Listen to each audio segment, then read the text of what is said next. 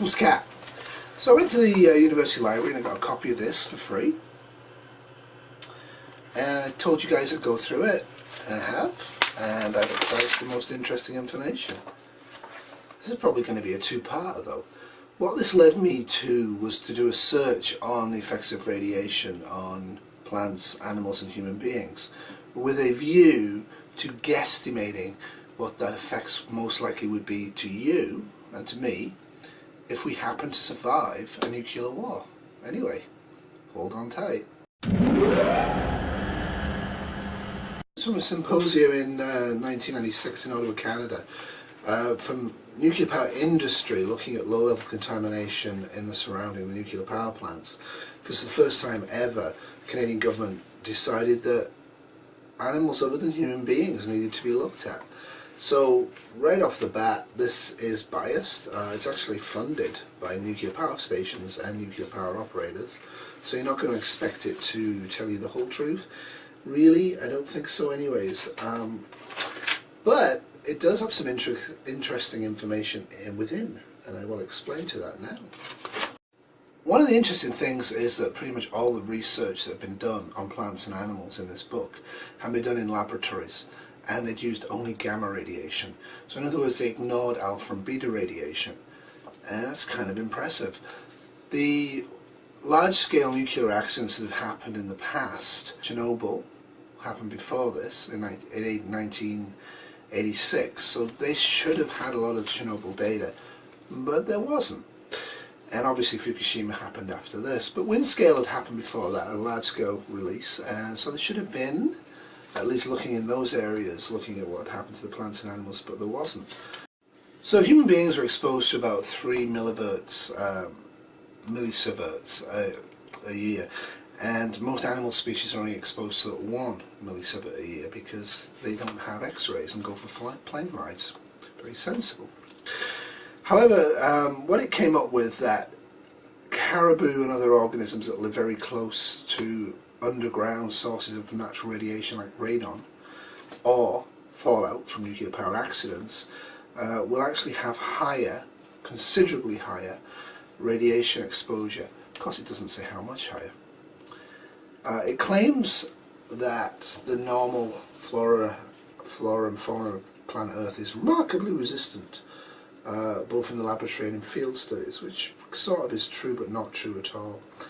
And they claim that dose rates below 400 millisieverts per year are unlikely to alter the survival of non-human species, which is interesting because they're looking at survival, not damage or mutation or change, but just basic survival, which is, I guess, what we'll all be thinking about nuclear war.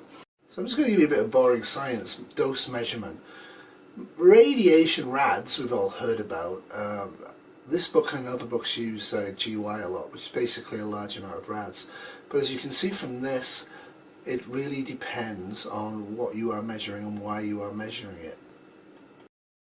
There is no evidence at all for significant increase in genetic diseases in children of Japanese bomb survivors who were exposed to high radiation dose at Hiroshima and Nagasaki in 1945.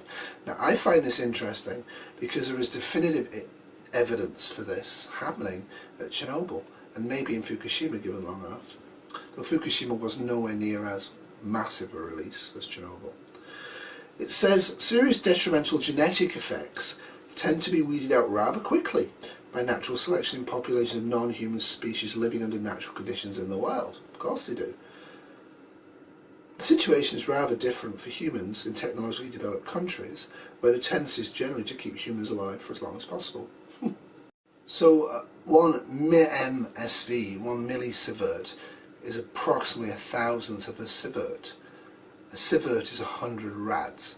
So for those who think in rads, like I do, how much you're exposed to and actually getting, 1 millisievert is approximately 1/10 of a rad. In Canada, I'm exposed to 3 millisieverts a year.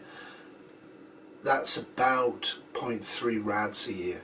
So in a nuclear war, I would expect to be getting more, probably. It is thought to be much like fruit flies in our tendency to mutate, and it was found from the Bikini Atoll experiments that about 10,000 millisieverts, which is 10 sieverts, which is 1,000 rads per generation, is what's actually required to cause significant ongoing mutations.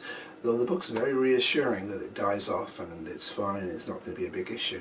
But one of the interesting things is when they actually discovered that pine forest is the most susceptible tree, the pine, it takes a lot more than 1 millisievert a year to cause that.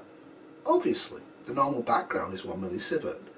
So they looked at the minimum dosage rate required to produce significant change within 2 years, and that was 1,800,000 millisieverts per year, or 1,800 sieverts per year in an oak pine forest. So the endpoints have been looking at killing 50% of the mature reproduction eggs, which isn't sterility, it's just halving reproductive potential. And that takes about 40 millisieverts per year. So we're getting pretty close to that in any sort of nuclear exchange or major accident. Reproductive cells in lower organisms appear to be less sensitive to killing by radiation, and that's something I came across over and over. Of all the animals in all the world that are going to be most likely to be rendered sterile or then to die out because of sterility or to have significant mutations that will cause their species to die out, from what I can gather, the single most susceptible animal species is actually us, which is kind of fair really, given the fact if we cause this. In a nuclear war, where would we get our rads from? Where would we get the radiation from? Well, we get it by direct exposure to the blast.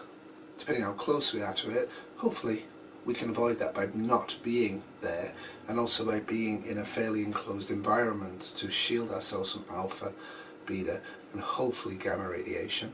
But after a nuclear war, we're going to get it from the air we breathe, from the dust that comes up from the top layer of soil and that's contaminated. One of the interesting things I found was that it appears that the most accumulation over a year to 2 years from Chernobyl was actually in the leaf litter of forest floors. So they'd be an extremely dangerous environment to hang out in. So if you're going to be dependent on eating, for example, deer or wild turkey that populates forests, not only are you going to go into the forest in the first 2 years to look for the wild game, but you're also then going to eat wild game that's likely to be higher radioactive than wild game that's actually not near the open space of the canopy and the leaf litter on the ground. So one of the things I take away from this is that you do need to have some plans for removing topsoil and leaf litter. Now, one of the other accumulation areas that I found from the books, and there's a lot of stuff on this, a lot of it's British and pretty good, some of it's Russian and I can't read Russian, but very little from the United States of America, interestingly, that I could find, except for laboratories, which really don't count much. The other basic area that you need to avoid getting your food from and entering into for a period of years after a nuclear war is sedimentary areas. But I mean the interface between dry land and water.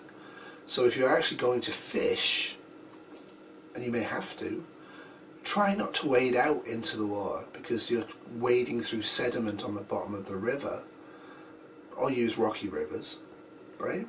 But be aware of the fact leaf litter and mud are the two areas that over the years will accumulate the highest doses of radioactive particles, still emitting alpha, beta and gamma radiation, and you'll absorb it just by being physically in contact with it. Oh yeah, clams and mussels, lobsters, catfish, anything that's bottom feeding that lives in the sedimentary areas of contaminated rivers, lakes and ocean, do not eat. I don't eat them now actually, but you probably need to consider your plans if your plan is to eat a lot of catfish or eat a lot of mussels or clams. They will be concentrating the radiation for quite some time after a nuclear war. Now, Chernobyl's an interesting one. There's a lot of misinformation about Chernobyl. One of the main misinformations about Chernobyl is the fact that when humans evacuated the area, the wildlife did actually very well and did great inside of the Chernobyl exclusion zone. This isn't true for several reasons. One, the wildlife that's doing great in there migrated into there to get away from human hunting pressure. The animals that are in there aren't experiencing human stress from human hunting and other things, which is a significant cause of species decay. And most of them actually have the inability to live very long in the exclusion zone are actually being replaced from outside because of population pressures. They will often put in, and the animals didn't have any problems, and all the plants were cool. And that is not, in fact, what I found out from studying this. Now, I mentioned in the previous video, which one I cannot remember, that some species of plants and wildlife, in Hiroshima video, actually became very abundant quite soon, weeks to months after the explosion.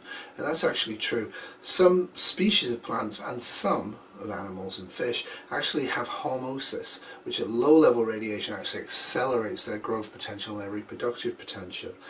But what you actually see in the post-apocalyptic landscape isn't really hormesis, though to some degree that's there. What you're actually seeing is the more resistant plants and animals go whoomp because their predators and their competition die. So the number of species drops off dramatically. Biodiversity is crushed by nuclear radiation. So that's it for part 1. Remember, in SHTF, tomorrow will always be worse than today unless you're prepared. So prep. Toodles.